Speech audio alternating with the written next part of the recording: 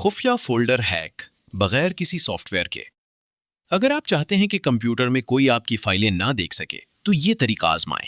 सबसे पहले अपने डेस्कटॉप पर राइट क्लिक करें, फिर न्यू पर जाएं और फोल्डर सेलेक्ट करें।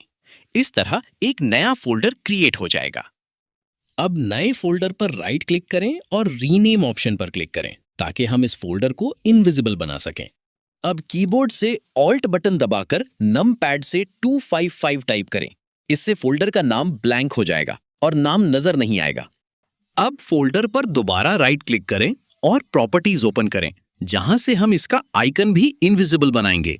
प्रॉपर्टीज विंडो में कस्टमाइज टैब पर जाएं और चेंज आइकन बटन पर क्लिक करें। यहां से हम ब्लैंक आइकन सेलेक्ट करेंगे। अब अवेलेबल आइकॉन्स में से ब्लैंक या खाली आइकॉन चूज करें और ओके पर क्लिक कर दें। इससे फोल्डर का आइकॉन भी गायब हो जाएगा। अब आपका सीक्रेट फोल्डर पूरी तरह इनविजिबल हो चुका है। फोल्डर मौजूद है लेकिन किसी को नजर नहीं आएगा। ये आपकी प्राइवेट फाइल्स को हिडन रखने का सिंपल और स्मार्ट तरीका है।